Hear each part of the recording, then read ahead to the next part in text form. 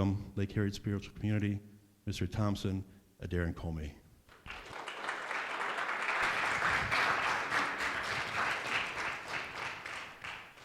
Good morning, everybody. That's way too long. I should have sent you a shorter version. You're going to read it. Happy to be here, and I really struggle with what to talk about and how to present it. I mean, I do a lot of public speaking across the country, but it's always within my industry, right? Or it's about some dry topic to a room full of dry people, that are there because someone sent them there for free. And so it was nice to have, something to narrow in on, simplicity, which is a theme for this month. And the last month, I've been reflecting heavily on simplicity and what it means for me and what it might mean for other people. And what I'm going to do is I'm going to take you through my own personal story, and I'm going to argue that I think that simplicity is not something that we should strive for.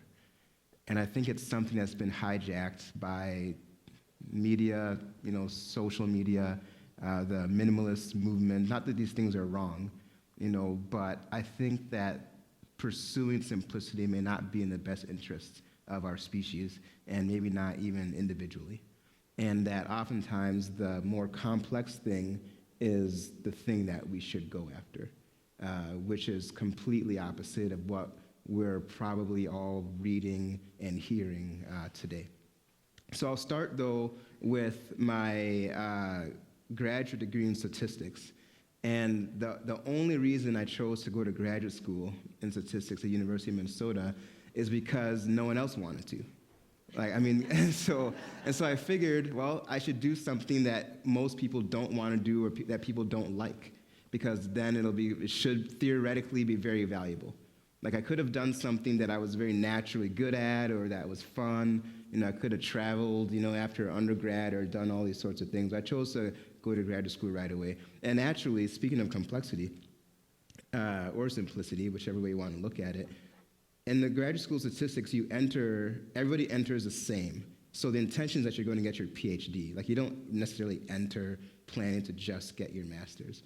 But what happens is that as you progress, you get your master's, and if you have what it takes intellectually, you just continue on to get your PhD.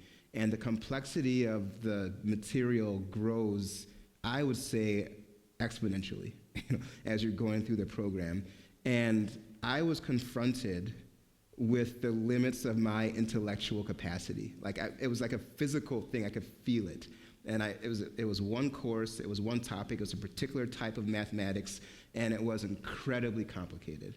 For me, it was incredibly complicated. And there was a moment in one homework problem where I realized I'm not getting a PhD in statistics. I could feel it. But when I came to that realization, actually there was a weight lifted off my shoulder, because then I could just focus on getting the master's and focus on what I was good at. And what I started to realize as I'm sitting next to people who, for whatever reason, they can just breeze through this high-level mathematics, these theoretical models and proofs, just no problem whatsoever. They don't study, or they read it once and they understand it. And from their perspective, it was simple, what we were doing. But from my perspective, it was very complex. And I started to realize that simplicity, complexity, it's all in the eyes of the beholder. It's based on your experiences, it's based on your perspective, it's based on your natural abilities, it's based on your determination, physical abilities. It's based on how badly you want the thing. Maybe I could have got a PhD if I wanted it bad enough, I don't know. But based on my toolkit at that time, this coursework was incredibly complicated for me. It was not simple, and I had to stop. It would have been insane to keep on going. But I didn't let that stop me in the school of statistics. I still liked statistics, and I wasn't going to quit. And so in the school of statistics, every time when you're doing the master's program, you have to choose what's called a master's project. It's kind of like a mini thesis. And you spend 3 months, no class, just 3 months working on this thing. And it's kind of, when you're doing the master's program, it's kind of like this rite of passage. But it's not this overly complex PhD level work. You're doing something pretty Pretty baseline, pretty straightforward. It's not crazy. And when you give your defense, no one's in the room except your advisors, and the professor that might be sponsoring you. And I was determined to not do something mundane, to not do something simple. And so what I set out to do is I wanted to build a model, a statistical model, that could read ancient Greek text and then tell you who wrote that text, not based on the content, but on the style of the writing. So just math. So basically building a machine that would look at the style of ancient Greek writing and then tell you who the ancient author was. And so I went to my professor and my advisor at the time, and I told him what I wanted to do, and he looked at me, and he was like, no. No, absolutely not. I mean, you're a master's student. People don't do those types of things. Analyze baseball stats, analyze golf swings, do something, that other people do. He's like, no way, you wouldn't get done in time. Because for him, he has a bunch of PhD students. He has to get people matriculated on time and all this kind of stuff. So for him, getting done on time was the main thing. And this was not a simple task. But I argued with him and said, look, he went to Harvard, and his advisor was the leading statistician at the time in this work called stylometry, which is how to analyze text style and tell you who wrote it. And so I kind of played that card. I was like, look, your advisor was the creator of this field, and I'm just taking it to the next level. And he was like, fine, that's fine. He's like, do you know how to read Greek? And I was like, no, I don't know how to read Greek, but I can take a Greek course, in preparation. He's like, you're in graduate school, in the School of Mathematics, you're going to go take a Greek course as an undergrad course in the School of Near Eastern Studies and Classical Religions? I was like, yeah, why not? He's like, because it's not done. And it's certainly not a simple thing to get the University of Minnesota to work and allow that to happen and graduate and get the credits. You can imagine, what the administration is thinking.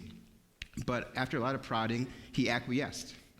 Now, the simple thing to do at that time, especially realizing, of course, that I've now realized I'm not PhD material in statistics. The simple thing to do would be to get done as quickly and as noiselessly as possible. And I chose not to do that, and because I really believed that this project was going to play a role in my life, and it would be interesting. So I finally got my advisor to acquiesce. And so I partnered with a professor in the Near Eastern Classical Studies Department at the University of Minnesota, started taking Greek courses, learned ancient Greek, and then started working on this project for 3 months straight. And naturally, what he predicted would happen started to happen. I spent the entire 3 months working. It was the hardest work of my life, building this machine, building this program, getting ancient Greek texts in a format that a machine could actually read. And these are 2,000-year-old documents. I spent a month and a half just getting the texts ready, let alone building the models. Meanwhile, my colleagues are done. In half the time, and half the hours spent, they're finished with their projects. But finally, I finished. Finally, I got it done. And remember, most master's programs, defenses, the room is empty, it's empty. My room was standing room only. Pastors from various churches came, professors from the Near Eastern Classical Studies Department came, other statistics professors came, because they never come to master's defenses. They're too busy doing fancy research, but they came. My classmates came, and the room was standing room only. My parents came, and I gave my defense. Everybody liked it. It was enjoyable. And, of course, it worked. My machine worked. It could read ancient Greek texts and tell you with a certain degree of probability who wrote it, and it was fairly accurate. Well, I'll say it was accurate in that it corroborated the opinions of the experts, the liturgists. Now, since we can't prove who wrote it, right? So I didn't cause any controversy either. Math and scholars ended up agreeing. But again, that whole process, I could have skipped it. I could have completely skipped it and done something simple, something very simple. And I'll come back to that story later on as I progress. But again, as I'm going to defend, that doing the simple thing, I don't think it's always the right thing. I just don't. Taking a slight detour on the way here, before I got my Uber, I was telling my wife, think about it. We've talked in our household many times about going zero waste. Really, really going for it. But that is not a simple undertaking. And we have a 9-year-old and a 2-year-old, or a 3-year-old. Like, that is not simple. To live a life that is, in my mind, in harmony with the world that we exist in, because of our current context, because of the day and age that we live in, because of our families, friends, where we chose to live, where we go to work, the type of food we eat, the car we drive, like all those things make it incredibly difficult to live in harmony with our surroundings. So the simple thing is to do nothing, right? The simple thing is to put the plastic in the blue bin, knowing that China is no longer accepting our recycle. So the probability of that thing getting recycled is close to zero. It's not zero, but it's close to zero. But we still put it in there because it's simple. It's easy, right? Oh, maybe you get the smaller black garbage thing, so that you have to, really think about what you throw away. Like, it's simple. You can do that. But to go zero waste, come on. Like, who's going zero waste? The people that go zero waste, it's a full-time job to go zero waste. It's not simple. So I finish this project, and then I graduate, and I go to work in the healthcare industry. That's where my background is from. That's the industry my parents worked in, so that's what I ended up doing, because it was simple. It was easy. I already understood it. I already knew it. So I went to healthcare, and I worked for a while, and then I finally got fed up with corporate. I was just like, this isn't for me. I knew I wanted to be a leader. I knew I wanted to be a manager. My goal in life was to be the biggest, richest black CEO that you've ever met. Like, that was my stated goal. It was written down on a piece of paper, And so I applied to to the MBA program, the full-time MBA program at the Carlson School of Management, and that was, why are you applying? What do you want to do? What do you want to be? That was what I said in the application. And so, because I was doing what I thought was a simple thing. I was like, to continue on my trajectory in corporate, you get an MBA, do the thing, blah, blah, blah, all that kind of stuff. And I got there, and I realized that this isn't for me. Like, I don't think corporate is for me. I don't think it's a path that I'm going to go down. So I started starting companies. And I started a company in MBA school. My co-founder at the time, she quit her job, and we did the thing, but that's not the story I want to talk about. I started a second company when that company got shut down, and that one was a complete failure. But that's not what I'm going to talk about today either. But I just want to let you know, that I've been trying these things, because that bio makes it sound like I've hit the jackpot or something. So I started a third company, and this third company, again, I was presented with a choice. Like, do you do the simple thing, or do you do the hard thing? And so for me at this time, because I chose to start my own companies after the MBA program, unlike my colleagues. So I did choose something non-simple. Not all my colleagues are, making their money back from the loans, and they're making 6 figures, when they're only 25, and they're in leadership rotation programs at the best companies in the world. And here I am with 2 failed companies, as my legacy after 2 graduate degrees. But yet I started a third company, and I started despite the fact that I was consulting at the time, and I was making really easy money. Like, it was super easy. I was working half-time. I didn't have to think. I didn't have to worry about my bills. We had 1 son at the time. My wife and I could hang out whenever we wanted. It was an easy life. I didn't know where it was going, but it was pretty simple, right? So, I could have just kept my life simple and straightforward, no complexity. I could still be consulting at this company today, and I know that because I hired 2 consultants to work with me in that company, and this was in 2011, and they're still there, making easy money. And so I could be doing that literally. It was work I could do with half my brain, 20 hours a week. And I chose to start a third company, after the 2 prior companies didn't work out. And the story behind this one is when my son was 1 year old, he got a very aggressive cough and a fever. And so we went to the pediatrician. It was Fairview. I don't mince words. It was Fairview. And this is not a good story. And it took 4 trips to the pediatrician to get an issue of pneumonia resolved. And for myself and my wife, his fevers and coughs were very stressful because he had febrile seizures at that time when he was 1 year old. So we just didn't want that to happen. Like, I don't know if anyone here has had a child that gets febrile seizures. And when the body temperature rises too quickly, their body shuts down. So for all intents and purposes, they look like they're dead. Like, I couldn't I thought he was dead, the first time it happened. So it's incredibly scary. It's nerve-wracking. So you pump them full of ibuprofen and Tylenol whenever they get a fever so the temperature doesn't rise too quickly. And so imagine, that alongside having to go back to the clinic 4 times because they keep on telling us it's a virus.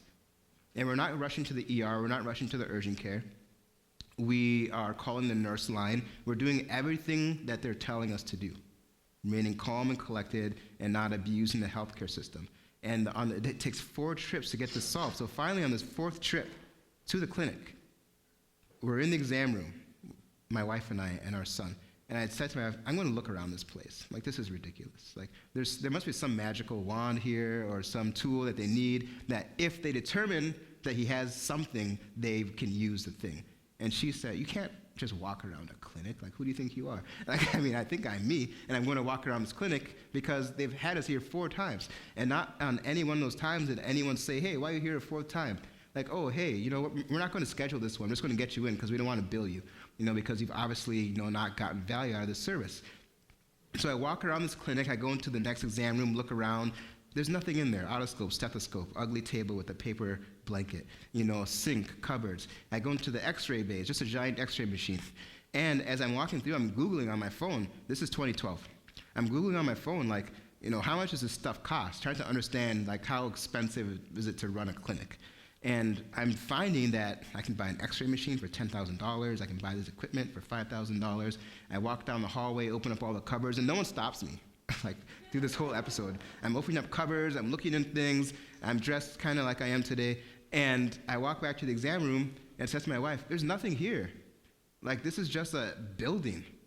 I can rent a building. I can buy this equipment right now on Amazon and run a clinic way better than these people can who have been running clinics for over 100 years and probably do it at half the price. And of course, I was saying it kind of facetiously and angrily. And of course, the doctor wasn't even back yet after that entire detective work I was doing. And finally, they diagnosed our son with pneumonia. He gets better, all that kind of stuff. But we're sitting around the dinner table over the next couple weeks, and we realized how blessed we were, despite what happened, despite the inconvenience, because we had a car, and we could drive there. It was the middle of winter. It was December. Around this time, it was freezing cold, December 2012, lots of snow. We had a car. My wife and I have shared a car for the 15 years we've been married. And we had a car that we could drive. We didn't have to take the bus. We didn't have to get a stroller, on the thing. We didn't have to wait in the cold. We had the flexibility in our lives that we could both go. We didn't have to send one parent there alone. And we had the frame of mind that we could actually go back a 4th time. And I don't know what happens to a child that has a second visit, they actually do have pneumonia, then they don't get diagnosed because the parents don't want to go back because they're going to get billed for it or something like that. We didn't have to worry about that, and we realized that this turned out okay for us. But what about other people? What about the other couple, the other family that couldn't make it back to the 2nd visit or 3rd visit or 4th visit, or the couple that doesn't have a car, they have to take the bus every single time, or the hourly worker who has to spontaneously take time off? And so they're losing income, and then they're going to have to pay for the visits that they're not even getting any value out of. Now, the simple thing, we've all been presented with these types of things in our lives, where we see something wrong. Either we experience it ourselves, or we see it on TV, we read about it in a book or a magazine, we hear it from a friend or family member. And the simple thing would be to internalize it, recognize it, acknowledge it, and then go about your business. That's a simple thing to do. It's a very complex endeavor to see a problem, because there's so many to choose from, right? I get overwhelmed sometimes and almost retreat into a state of apathy just because of all the problems that are out there that I don't even have the bandwidth to solve, let alone the ability to solve. So to actually choose the problem you're going to dedicate yourself to, and then to disrupt your life to pursue the solution for yourself or for others, is not a simple task. It is much easier to just keep on gliding, keep on sailing, That's why our healthcare industry is the way it is today. It's way easier to stay the same, keep on doing things. People want to blame it on politics and all this kind of stuff, and certainly that is part of the problem. But the main problem is that there's a lot of people who are very comfortable with the way things are today, despite the fact that people are going bankrupt because they can't pay simple medical bills. So that year, I decided that I would start a company that would solve those problems that my family experienced. That was the reason I started the company. It was called RetraceHealth. And I had no business starting a clinic. I mean, I'm not a medical provider. I'm not wealthy, so I couldn't necessarily finance it myself. So I knew it was going to be a long, hard road, because it had nothing to do with anything that I'd studied at the time. I prepared my life for this thing, and now I was going to do this other thing and step out of this kind of cozy existence that I was in at the time. So again, chose the non-simple thing. Now, around that time, I got appointed to the MNsure board by Governor Dayton. And I remember when we met with him after the appointment happened, and we're all in a room at the Capitol, and it's a room full of people, there's reporters and everything everywhere. And it's something I've never experienced. There's politicians, local politicians. And when I walked in the room, Governor Dayton was like, "Hey, that's Thompson." And he made everybody quiet. He's like, everybody, be quiet, sit down. Guess, you won't believe this. You won't believe this. This guy wrote a program that could read ancient Greek. and I was like, what? Like, how do you know that? And he's like, because I read your bio, I read your thing. I looked into it a little bit. And he's like, that is just fascinating. And that's how I knew you'd be one of the people that we'd want around here. And I was just blown away. Just blown away. And if I would have never done that hard thing, like, he would have never heard about that. I might have never gotten on the MNsure board, which turned out to be a very valuable experience for me at the time. I was very young, when it happened, didn't have any experience in the public sector whatsoever. And that project has come back over and over again in my career. But back to this company that I started. So I started this company called RetraceHealth. It was not the simple choice. And again, I'm arguing before you today that the simple choice is the simple life is not the life that I think we should seek, at least not all the time. And so I'm building this company, and to make a very long story short, I went into personal debt to the tune of $500,000, getting this company off the ground over the course of 3 years. Because there was no way to do it. To do what I wanted to do in the medical space, I don't want to tell you about it, because I'm not trying to sell you anything. To do it, there's no other way I could figure out how to do it. I had to take on that debt. I borrowed money from everywhere I possibly could. Parents, siblings, credit cards. And again, remember, I'm looking at my colleagues with MBAs, and they're making their money doing their thing. My 2 consultant guys that I put over there, they're making like $200,000 a year. Basically, I shouldn't say they're not doing anything, but it's pretty easy work for them. They're very smart guys. And here I am at $500,000 in debt. And I remember the lowest point in this pursuit of a non-simple life, I'll call it, is my son was getting off of diapers. We experimented with the washable ones, and oh man, that was tough. And so, it was A for effort. And so I remember our checking account is negative. Thank you, Wells Fargo.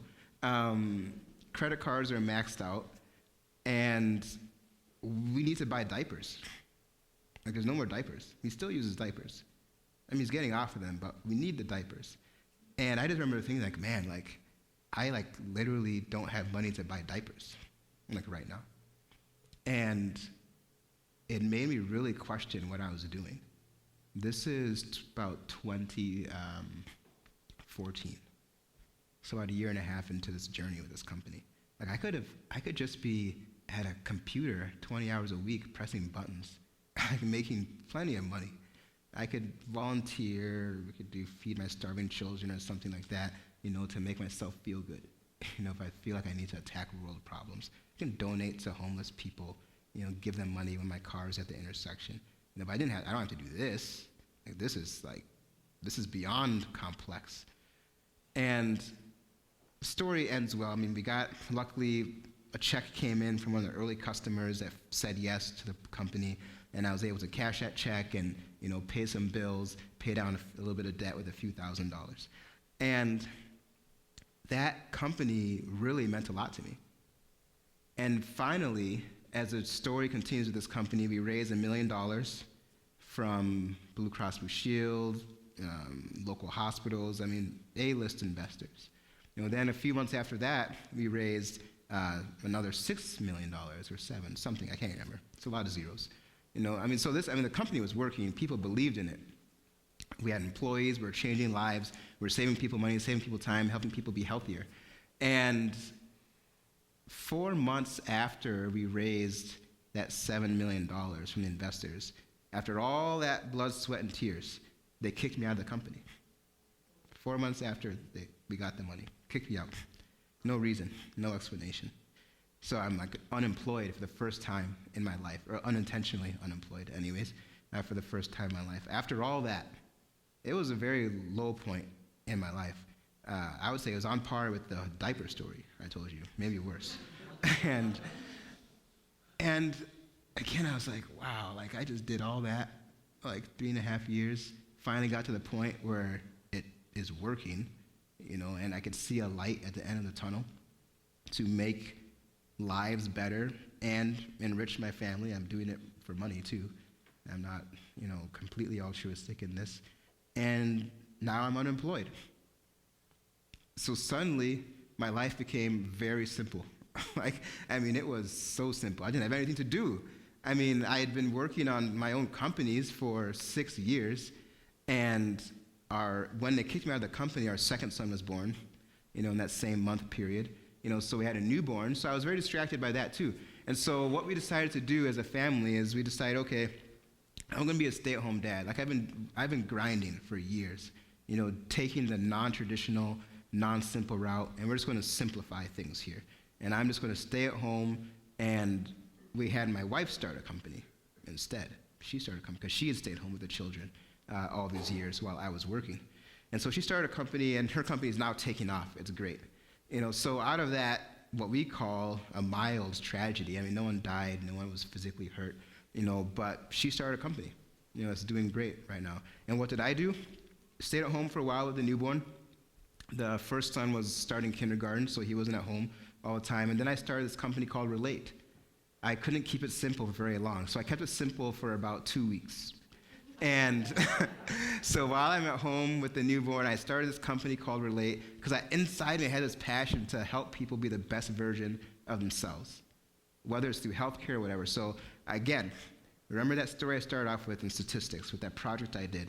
That same math, I don't want to get into the details of it, that same math that I used to analyze Greek texts, I used to build a model that could coach people on being a better version of themselves. I took in variables about them personally and then would spit out coaching, and it all happened via text message, via SMS. So again, this project keeps on coming back in my life, because if I had never done it, I would never explore the mathematics behind that model that I needed to do this coaching platform. And because of that coaching platform, I ran into someone named Sarah Bridges, which is why I'm here today, actually. So it's all connected. So I started this company, while I'm home with the newborn, and it's not working. It works. The product works. People like it, they use it, but as a business, it's not working, is what I mean to say. And so while I was working on it, trying to keep my life simple, so I was very intentional with this company called Relate. Very few employees, pure technology, it's all handled online, no investors. I'm trying to keep it real simple, trying to keep my life as simple as possible, because I did not like what happened. That was not enjoyable, what happened over those 4 years, just to end up with being kicked out of your own company unceremoniously. But unfortunately for me, complexity came knocking at my door again. And I tried to resist so hard. I really did. I really tried to resist. What happened was the distributors and customers from the company I got kicked out of, they were left on the street because the investors that kicked me out ran the company to the ground 4 months after they kicked me out. The company just imploded. It was just chaos. So they shut it down. And so these customers came back and found me, and I was a civilian, as I called myself, and they asked if I would restart the company. Like imagine that, like doing all that happens to you, and then someone's like, hey, like, will you do that stuff again? Like, do you want to start all over? And I said no. I was like, no way. Like, that sounds complex. I still have this hangover from that experience. I was speaking at the University of Minnesota a couple weeks ago. They were undergrads. I said, they were mostly seniors. I said, imagine it's your senior year, and someone comes up to you and says, you know what? Cancel all that stuff you did. All those credits, no. You have to start all over. And they all like looked at me, they're like, what the? Like, no. Like that sounds like the most terrible thing to a senior in undergrad. That's what happened to me. And so for someone to come to me and say, hey, you want to start over? I was like, no way. And they're like, no, but all the customers are there. You have it all figured out. Like, you have the revenue. Like, you don't have to do the blood, sweat, and tears thing for years. You have to start clean slate, no investors. I was like, no. Like, no way. I'm not doing that. That sounds way too complex. That sounds way too scary based on my previous experience. But talking to my family, my friends, my wife, other entrepreneurs, they told me, look, Thompson, you're getting presented with a once-in-a-lifetime opportunity to start a company from scratch, but having done it before, with a buttload of revenue and customers on day one. Like, that is not normal. That is not life, as we say to our children, when they want something unrealistic. That's not life. But here I was getting this unrealistic opportunity. And I even struggle to explain it to you today. Like, was I introducing complexity into my life again? Or is it a simple matter to start a company that you've done before, despite it ending badly? I argue from my perspective, given where my mental state was, it was complex. Like, I had the skills and the knowledge and the connections, obviously had the customers and the revenue, but mentally, it was a very complex decision and very complex thing to embark on mentally and emotionally. So this time, I decided, okay, well, if I'm going to do that, like, I'm going to do it with other people, because the first time I did the company myself. And so this time, two employees from the previous company co-founded the new version of the company with me to kind of spread that complexity and risk and stress. And we stayed in very close connection. We got to know each other very well. So we started together as equals, 3 equals, starting this company. And so we started it, and the company's doing great today. Like, after all that long journey, what Neil heard me talk about at House of Genius, and I wasn't the genius, like, I was coming to geniuses, to get their feedback. That was the old company. So 2012 to today, I've been basically working on the same company, but had to start it twice. Now, I could have done the simple thing and just been like, no, I can't handle that emotional re-traumatization, of starting this company. I'm just going to work in my little company here relate, maybe find another consulting gig, maybe go take a mid-level manager position. I mean, I have 2 master's degrees. I should be able to get a job, which funny thing is I can't get a job. Because even if you have all those graduate degrees, but you haven't worked for anybody, for 10 years, nobody wants to hire you, because they think you're just going to leave after 6 weeks. And so I chose the not complex thing, and I chose the non-simple thing, and I'm glad I did. I'm glad I had the people in my life to encourage me to do it, and I'm going to encourage you to do the non-simple thing in your life, if you can find it, or maybe in all areas of your life, because I think that our society will be better. I think our species will be better off. I think individually you'll reach the highest version of yourself you can possibly reach. You can stretch yourself to not focusing so much on keeping things simple and easy. I don't think we're designed to live simple, easy lives. I just don't. I don't know if anyone here's seen The Matrix. It's old enough now, so I think I can spoil it. And without retribution. There's a scene in there where the machines are saying that the first attempt at the Matrix, they made it a utopia for humans. And the machines perceive that this is actually better for humans, for the machines to be in control and create a utopia. And they said the program didn't work. It didn't work. So I don't think or believe that we're intended to live lives of ease, lives without challenge. I'm rewatching Next Generation right now. I love Captain Picard and Mr. Data. And we're not. It's not supposed to be easy. It's not going to matter how much technology we develop as a society. Like there will always be the next thing, the next level. And for me personally, I've talked about like physical actions in the world that I've taken that were not simple and that introduced complexity into my life, and how I believe they've made me better, they've made my family better, they've created opportunities, they've helped other people, and that taking the simple, easy route may have benefited someone, but it would have only benefited me, most likely.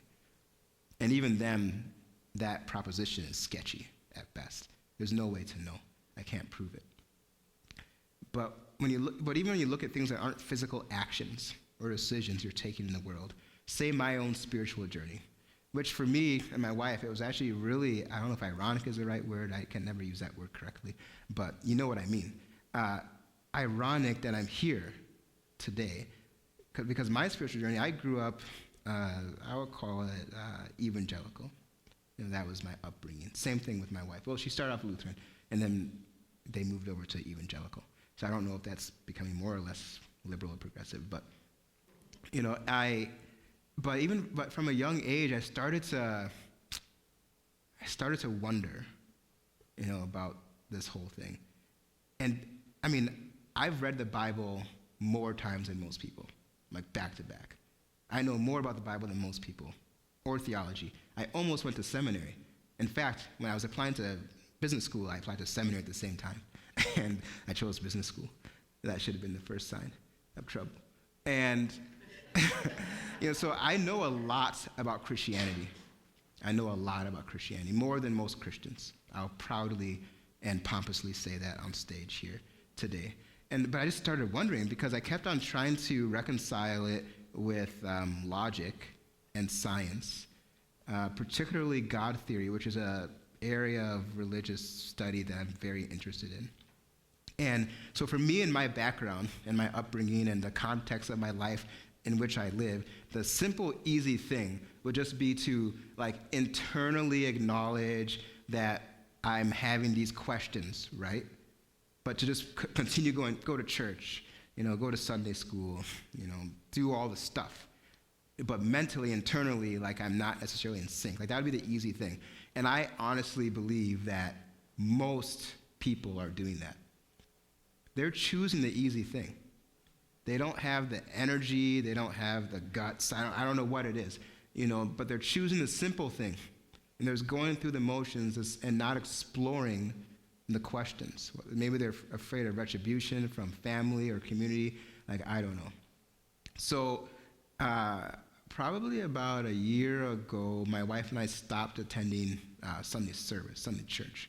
I actually met with my pastor and told him we were going to stop attending, and it was a really good discussion, but it wasn't an easy discussion. The simple thing would have been to not stop going at all, just keep going. The next easy thing would be to just disappear, and just bow out, but I didn't want to do that. I didn't want to do that.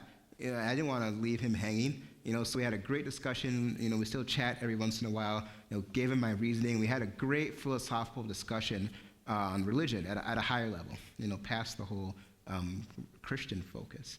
And I think I made the right choice. Now my spiritual life is way messier than it was. Very complex.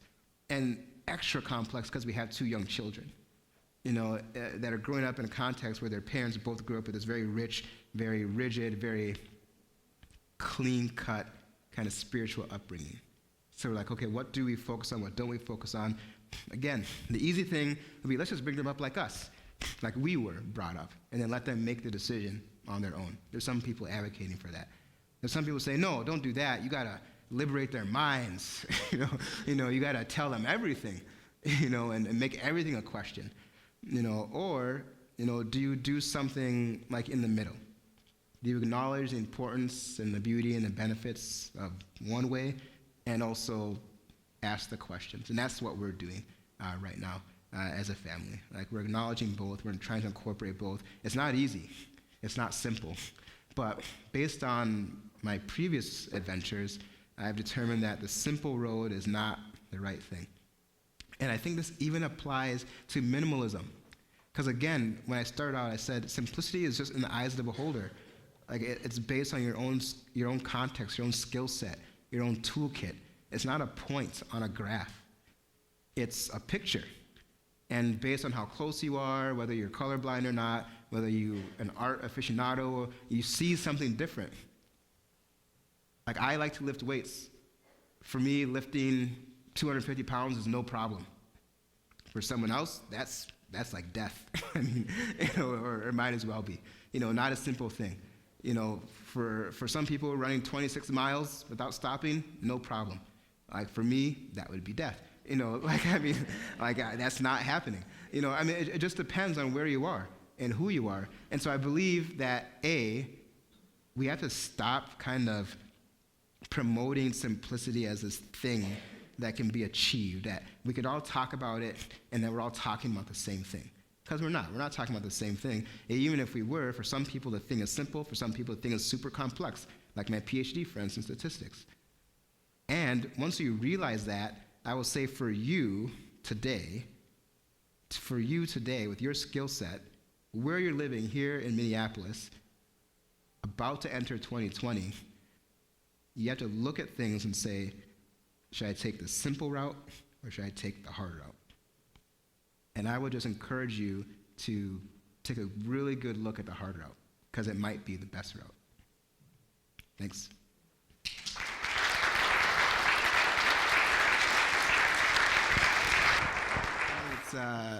It's an honor being here today. I've never been to a spiritual center. I've never been to this part of Minneapolis, actually. And I can't wait to get home and tell my parents or my family about the experience of being here. And I just wish you all the best. And like I said, I have a deep passion for people becoming the best versions of themselves. And the first step to doing that for me is just believing it's possible. The second step is not being afraid. So I wish that for all of you. Thank you. Seem more blessed than ever.